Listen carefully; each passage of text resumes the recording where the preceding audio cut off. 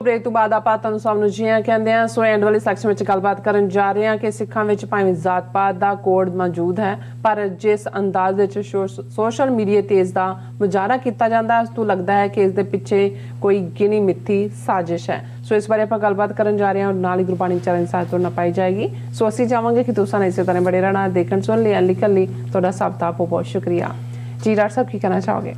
देखो अज एक गुरसिख वीर बलकार सिंह उन्हों की कॉल आई और उन्होंने कहा कि जी मैं न्यूयॉर्क रहिंदा है, ट्रक चलाउंदा है, पर मैं पहला फ्रांस च रहा उत्थे भी जिहड़ा है तुहाडे प्रोग्राम दे नाल भी इत्थे भी असीं जुड़े हुए हैं, उत्थे भी साडी एक्टिविटी पंथक है, खालिस्तान दे असीं हमायती हैं। तो जिहड़ा फिक्र उन्होंने ज़ाहिर किया, उन्होंने किसी घटना नूं बयानिया कि न्यूयॉर्क दे विच एक जिहड़ा किस किस्म की नफरत फैलाने वाला बंदा जिहड़ा है वो एक जिहड़ा होर वर्ग के खिलाफ सोशल मीडिया ते और गाली गलोच इस किस्म का कर रहा। मैं दोनों फिरकियां दे नाम नहीं लेना चाहता और ये कह के उन्होंने फिक्र का इजहार किया। उन्होंने कहा जी साडियां हुण रिश्तेदारियां तो सारियां दे विच ही ने सांझे तौर ते, पर जदों किसी नूं इस तरह टारगेट किया जाता है तो इहदे नाल साडी ताकत भी ज़ाया हुंदी है, नफरत भी फैलती है। और उन्होंने कहा जी तुसी इस बारे जरूर जिहड़ा गल भी करियो। वैसे मैं उन्होंने कहा कि जी साडा तां जे तुसी प्रोग्राम लगातारता नाल देखदे होवो तो मैं तां लफ्ज़ ही जात पात दा कोड जिहड़ा है ये इस्तेमाल करदा है। जिवें कोड एक ज़माने दे विच हुण तां चलो उहदी ट्रीटमेंट है लैप्रोसी दी जिन्हों एक्जीमा कहंदे ने अजकल, फिर भी वो रिसदे रहिंदे सी जख्म, उस चों स्किन चों बदबू और उन्हां ਜਿਹੜੇ ਉਸ ਮਰੀਜ਼ ਨਾਲ ਸੰਬੰਧਿਤ ਸੀ ਉਹਨਾਂ ਨੂੰ ਘਰਾਂ 'ਚ ਸ਼ਹਿਰਾਂ 'ਚ ਨਹੀਂ ਸੀ ਰਹਿਣ ਦਿੱਤਾ ਜਾਂਦਾ, ਜੰਗਲਾਂ ਦੇ ਵਿੱਚ ਉਹ ਵਿਚਾਰੇ ਇਕਾਂਤਵਾਸ ਦੂਰੋਂ ਹੀ ਉਹਨਾਂ ਨੂੰ ਇਨਫੈਕਸ਼ੀਅਸ ਡਿਜ਼ੀਜ਼ ਸੀ। ਸੋ ਮੈਂ ਸਮਝਦਾ ਵੀ ਜ਼ਾਤ ਪਾਤ ਵੀ ਉਹ ਕੋਡ ਹੈ ਔਰ ਆਲਰੇਡੀ ਅਸੀਂ ਜ਼ਿਕਰ ਕਰਕੇ ਹਟੇ ਹਾਂ ਕਿ ਵੀ ਹੁਣ ਤਾਂ ਸੀਐਟਲ ਸਿਟੀ ਕੌਂਸਲ ਨੇ ਵੀ ਇਹ ਦੱਸ ਦਿੱਤਾ ਹੈ ਕਿ ਭਾਈ ਇਹ ਕਿੰਨਾ ਵੱਡਾ ਡਿਸਕ੍ਰਿਮੀਨੇਸ਼ਨ ਦਾ ਇੱਕ ਪਾਰਟ ਹੈ। ਬਾਕੀ ਜਿੱਥੇ ਅਸੀਂ ਰੇਸ, ਕਲਰ, ਜੈਂਡਰ ਬਾਕੀਆਂ ਦੀ ਡਿਸਕ੍ਰਿਮੀਨੇਸ਼ਨ ਮੰਨਦੇ ਰਹੇ ਹਾਂ ਉਹਦੇ 'ਚ ਉਹਨੂੰ ਵੀ ਮੰਨ ਲਿਆ ਗਿਆ। ਹਾਲਾਂਕਿ ਸਿੱਖੀ ਦੇ ਵਿੱਚ ਇਸ ਦੀ ਕੋਈ ਥਾਂ ਨਹੀਂ ਹੈ। ਇਹਦੇ 'ਚ ਵੀ ਕੋਈ ਸ਼ੱਕ ਨਹੀਂ ਹੈ ਕਿ ਜਦੋਂ ਲਗਭਗ 4000 ਸਾਲ ਦੇ ਉਸ ਖਿੱਤੇ ਦੇ ਵਿੱਚ ਜ਼ਾਤ ਪਾਤੀ ਸਿਸਟਮ ਬ੍ਰਾਹਮਣ ਨੇ ਐਨਗ੍ਰੇਨ ਕੀਤਾ, ਜਿਵੇਂ ਹੁੰਦਾ ਕੁੱਟ-ਕੁੱਟ ਕੇ ਅੰਦਰ ਭਰਿਆ ਹੋਇਆ, ਔਰ ਇਹਦੇ 'ਚ ਕੋਈ ਸ਼ੱਕ ਨਹੀਂ ਹੈ ਕਿ ਜਿਹੜੇ ਉਸ ਹਿੰਦੂਤਵਾ ਦੇ ਜਾਂ ਬ੍ਰਾਹਮਣਵਾਦ ਦੀ ਚੁੰਗਲ 'ਚੋਂ ਨਿਕਲ ਕੇ ਸਿੱਖੀ ਜਾਂ ਇਸਲਾਮ ਜਾਂ ਈਸਾਈਅਤ ਜਾਂ ਬੁੱਧ ਧਰਮ ਵੱਲ ਵੀ ਆਏ, ਉਹਨਾਂ ਦੇ ਸਮਾਜਿਕ ਦਾਇਰਾਕਾਰ 'ਚ ਵੀ ਔਰ ਉਹਨਾਂ ਦੇ ਕਿਤੇ ਨਾ ਕਿਤੇ ਸੋਚਣੀ 'ਚ ਵੀ ਹਲਕਾ ਤਾਂ ਹੁੰਦਾ ਚਲਾ ਗਿਆ, ਲੇਕਿਨ ਉਹ ਮਰਿਆ ਨਹੀਂ ਹੈ। ਅੱਜ ਵੀ ਜਿਹੜਾ ਹੈ ਉਹ ਉਸੇ ਤਰ੍ਹਾਂ ਹੀ, ਔਰ ਇਹੀ ਕਾਰਨ ਹੈ ਕਿ ਇਕੱਲਾ ਇਹੀ ਨਹੀਂ ਕਿ ਇੱਧਰ ਭਾਰਤੀ ਕਬਜ਼ੇ ਵਾਲੇ ਪੰਜਾਬ ਜਾਂ ਅਸੀਂ ਉੱਧਰ ਦੀ ਗੱਲ ਕਰਦੇ ਹਾਂ, ਜੇ ਪਾਕਿਸਤਾਨ ਦੇ ਹਵਾਲੇ ਨਾਲ ਇਸਲਾਮਿਕ ਵਰਲਡ ਦੀ ਗੱਲ, ਭਾਵੇਂ ਉੱਥੇ ਉਹ ਜ਼ਾਤ ਲਫ਼ਜ਼ ਨਾ ਵੀ ਉੱਥੇ ਬਰਾਦਰੀ ਕਹਿਣਗੇ। ਹੁਣ ਉਵੇਂ ਹੀ ਬਰਾਦਰੀਆਂ ਇੰਟੈਕਟ ਨੇ ਆਪਣੇ ਤੌਰ 'ਤੇ, ਜੇ ਰਾਜਪੂਤ ਬਰਾਦਰੀ ਹੈ, ਜੇ ਰੰਗੜ ਬਰਾਦਰੀ ਹੈ, ਜੇ ਅਰਾਈ ਬਰਾਦਰੀ ਹੈ, ਜੇ ਜੱਟ ਬਰਾਦਰੀ ਹੈ ਜਾਂ ਕੋਈ ਹੋਰ ਜਿਹੜੀ ਹੈ ਉਹਨਾਂ ਦੇ, ਉਹ ਉਸ ਦਾਇਰਾਕਾਰ 'ਚ ਹੀ ਸੋਚਦੇ ਨੇ ਔਰ ਉਸ ਲਈ ਵੀ ਊਚ ਨੀਚ ਕੌਣ ਕੀ ਹੈ ਜੇ ਤੁਸੀਂ ਦੇਖੋਗੇ ਤਾਂ ਹੁੰਦਾ ਹੈ।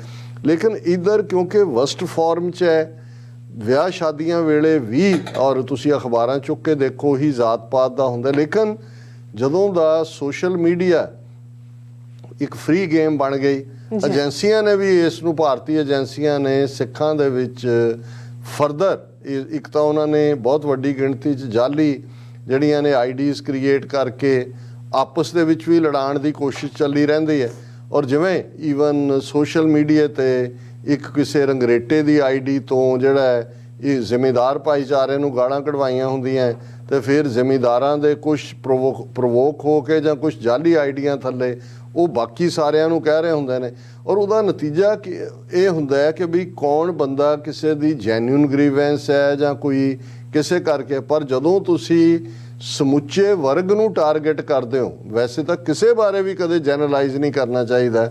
ਹਾਂ, ਵਿਚਾਰਧਾਰਾ ਦੀ ਗੱਲ ਜ਼ਰੂਰ ਹੁੰਦੀ ਹੈ, ਜਦੋਂ ਅਸੀਂ ਬ੍ਰਾਹਮਣਵਾਦ ਕਹਿੰਦੇ ਹਾਂ ਜਾਂ ਹਿੰਦੂਤਵਾ ਕਹਿੰਦੇ ਵਿਚਾਰਧਾਰਾ ਦੀ ਗੱਲ ਹੈ। ਲੇਕਿਨ ਜਦੋਂ ਅਸੀਂ ਵਿਦਨ ਸਿੱਖ ਸੁਸਾਇਟੀ ਵੀ ਇਸ ਕਿਸਮ ਦਾ ਵਰਤਾਰਾ, ਇਹ ਮੰਦੇ ਭਾਗ ਨੇ ਕਿ ਅਸੀਂ ਜ਼ਾਤਾਂ ਤੇ ਆਧਾਰਿਤ ਗੁਰਦੁਆਰੇ ਬਣਾਏ, ਉਸ ਤੋਂ ਵੀ ਮੰਦੇ ਭਾਗ ਨੇ ਕਿ ਅੱਜ ਵੀ ਜੇ ਅਸੀਂ ਆਪਣੇ ਬੱਚੇ ਬੱਚੀ ਦਾ ਰਿਸ਼ਤਾ ਨਾਤਾ ਕਰਨ ਲੱਗੇ ਹਾਂ ਜ਼ਾਤ ਪਾਤ ਦੀ ਵਿਚਾਰ ਕਰੀਏ। ਔਰ ਇਹ ਇਸ ਕਿਸਮ ਦਾ ਕਈ ਥਾਵਾਂ ਤੇ ਇਸ ਦਾ ਇੰਪੈਕਟ ਹੈ ਕਿ ਧਰਮ ਤੋਂ ਬਾਹਰ ਜਾ ਕੇ ਕੋਈ ਬੱਚਾ ਬੱਚੀ ਕਰ ਲਏ, ਕੋਈ ਗੋਰੇ ਕਾਲੇ ਪੀਲੇ ਨਾਲ, ਉਹ ਸ਼ਾਇਦ ਕਿਤੇ ਨਾ ਕਿਤੇ ਜਾ ਕੇ ਡਾਊਨ ਦਾ ਰੋਡ ਉਹ ਟੋਲਰੇਟ ਵੀ ਹੋ ਜਾਂਦਾ ਹੈ ਜਾਂ ਉਹ ਵਰਤੋਂ ਵਿਹਾਰ ਵੀ ਸ਼ੁਰੂ ਹੋ ਜਾਂਦਾ ਹੈ। ਪਰ ਵਿਦਨ ਕਈ ਵਾਰ ਇਸ ਕਿਸਮ ਦੀਆਂ ਦੁਸ਼ਮਣੀਆਂ ਜਾਂ ਨਫ਼ਰਤਾਂ ਅਸੀਂ ਪਾਲਦੇ ਹਾਂ।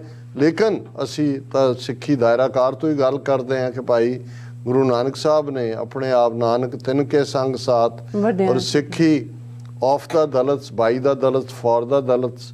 ਔਰ ਗੁਰੂ ਕਲਗੀਧਰ ਪਾਤਸ਼ਾਹ ਨੇ ਜਦੋਂ ਇੱਕੋ ਬਾਟੇ ਦੇ ਵਿੱਚ ਅੰਮ੍ਰਿਤ ਛਕਾਇਆ ਪੰਜ ਪਿਆਰੇ ਸਾਡੇ, ਔਰ ਉਹਨਾਂ ਦਾ ਪਹਿਲੇ ਆਦੇਸ਼ ਕਿ ਅੱਜ ਤੋਂ ਤੁਹਾਡੀ ਕੁਲ ਨਾਸ, ਕਰਮ ਨਾਸ, ਕਿਰਤ ਨਾਸ, ਵਰਣ ਨਾਸ, ਪਰਮ ਨਾਸ, ਤੁਸੀਂ ਖਾਲਸਾ ਹੋ। ਔਰ ਉਹ ਜਿਨ੍ਹਾਂ ਨੇ ਅੰਮ੍ਰਿਤ ਦੇ ਛਕਣ ਦੇ ਲਈ ਆਪਣਾ ਆਪਾ ਕੁਰਬਾਨ, ਆਪਣਾ ਸੀਸ ਭੇਟ ਕੀਤਾ, ਜੇ ਤੁਸੀਂ ਉਹਨਾਂ ਦੀਆਂ ਜ਼ਾਤਾਂ ਔਰ ਵਰਗ ਦੇਖੋ ਤਾਂ ਫਿਰ ਇਹ ਲੱਗੇਗਾ ਕਿ ਭਾਈ ਜਿਨ੍ਹਾਂ ਨੂੰ ਬ੍ਰਾਹਮਣ ਦੀ ਡਿਗਰੀ ਨੇ ਸ਼ੂਦਰ ਬਣਾਇਆ ਹੋਇਆ ਸੀ, ਉਹ ਆ ਕੇ ਗੁਰੂ ਦੇ ਅੱਗੇ ਉਹਨਾਂ ਨੇ ਆਪਣਾ ਸੀਸ ਭੇਟ ਕੀਤਾ।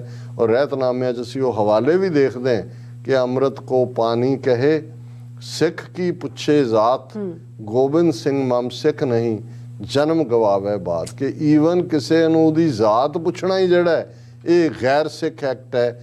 ਔਰ ਇਸ ਦੇ ਲਈ ਗੁਰੂ ਕਲਗੀਧਰ ਪਾਤਸ਼ਾਹ ਨੇ ਜਦੋਂ ਸਭ ਨੂੰ ਕਿੱਥੇ ਰੰਗਰੇਟੇ ਗੁਰੂ ਕੇ ਬੇਟੇ, ਤੇ ਹੁਣ ਜੇ ਕੋਈ ਗੁਰੂ ਕੇ ਬੇਟੇ ਕਹਾਣ ਵਾਲਿਆਂ ਦਾ ਕੋਈ ਇਸ ਕਿਸਮ ਦਾ ਬੰਦਾ ਉਹ ਉਸ ਕਿਸਮ ਦੀਆਂ ਗੱਲਾਂ ਔਰ ਕਹੇ ਜੀ ਮੈਂ ਤਾਂ ਗੁਰਬਾਣੀ ਦੇ ਆਧਾਰ ਤੇ ਕਰ ਰਿਹਾ, ਇਸ ਨੂੰ ਠੱਲ ਪਾਉਣ ਦੀ ਲੋੜ ਹੈ। ਇਹ ਜ਼ਾਤ ਪਾਤ ਇਹ ਕੋਡ ਹੈ।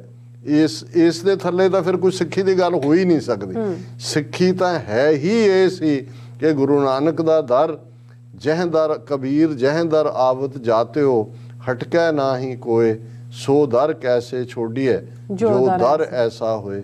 ਸੋ ਸਿੱਖ ਕਹਾਣ ਵਾਲਾ ਜੇ ਜ਼ਾਤ ਪਾਤ 'ਚ ਯਕੀਨ ਰੱਖਦਾ ਹੈ ਜਾਂ ਜ਼ਾਤ ਪਾਤ ਦੇ ਦਾਇਰਾਕਾਰ 'ਚ ਵਰਤਦਾ ਹੈ ਜਾਂ ਮਨ ਦੇ ਅੰਦਰ ਜ਼ਾਤ ਪਾਤੀ ਨਫ਼ਰਤ ਦੇ ਨਾਲ ਕਿਸੇ ਨੂੰ ਨੀਵਾਂ ਗਰਦਾਨਦਾ ਹੈ, ਤੇ ਉਹ ਫਿਰ ਗੁਰੂ ਨਾਨਕ ਗੁਰੂ ਗੋਬਿੰਦ ਸਿੰਘ ਸਾਹਿਬ ਦਾ ਸਿੱਖ ਨਹੀਂ, ਉਹ ਮੰਨੂ ਦਾ ਹੀ ਸਿੱਖ ਹੈ। ਕਿਉਂਕਿ ਮੰਨੂ ਸਮ੍ਰਿਤੀ ਨੇ ਹੀ ਇਨਸਾਨ ਨੂੰ ਇਨਸਾਨ ਨਾਲੋਂ ਅੱਡ ਕੀਤਾ, ਕੋਡੀਫਾਈ ਕੀਤਾ, ਔਰ ਉਹ ਫਿਰ ਹਿੰਦੂਤਵਾਦ ਦਾ ਹੀ ਹਿੱਸਾ ਹੈ। ਉਹ ਗੁਰੂ ਨਾਨਕ ਦੇ ਸਿੱਖ ਹੋਣ ਦਾ ਦਾਵਾ ਨਾ ਕਰੇ। ਜੀ ਡਾਕਟਰ ਸਾਹਿਬ, ਤੁਹਾਡਾ ਬਹੁਤ ਬਹੁਤ ਸ਼ੁਕਰੀਆ, ਤੁਸੀਂ ਆਪਣੇ ਵਿਚਾਰ ਸਾਡੇ ਦਰਸ਼ਕਾਂ ਨਾਲ ਸਾਂਝੇ ਕੀਤੇ ਨੇ। ਸੋ ਇਸ ਤਰ੍ਹਾਂ ਆਪਣੇ ਵਿਊਅਰਸ ਕੋਲ ਲੈਣੇ ਇਜਾਜ਼ਤ। ਵਿਊਅਰਸ, ਸਾਡੇ ਪ੍ਰੋਗਰਾਮ ਦਾ ਸਮਾਂ ਇੱਥੇ ਸਮਾਪਤ ਹੁੰਦਾ। ਤੁਸੀਂ ਆਪਣੀ ਰਾਏ ਤੇ ਸੁਝਾਅ ਸਾਨੂੰ ਭੇਜਣਾ ਭੁੱਲਣਾ। ਸਾਡੇ ਇਸ ਪਤੇ ਤੇ sos@tv84.tv ਤੇ ਅਸੀਂ ਆਪਣਾ ਪ੍ਰੋਗਰਾਮ ਲੈ ਕੇ ਫਿਰ ਦੁਬਾਰਾ ਤੁਹਾਡੇ ਸਾਹਮਣੇ ਆਵਾਂਗੇ। ਤਦ ਤੱਕ ਲਈ ਮੈਨੂੰ ਤੇ ਆਪਣਾ ਸੁਣਾ ਗਿਆ ਦੋ ਦੇਖਦੇ ਰਹੋ TV84। ਬੁਲਾ ਦਿਓ ਫਤਿਹ। ਵਾਹਿਗੁਰੂ ਜੀ ਕਾ ਖਾਲਸਾ, ਵਾਹਿਗੁਰੂ ਜੀ ਕੀ ਫਤਿਹ। ਰੱਬ ਰਾਖਾ।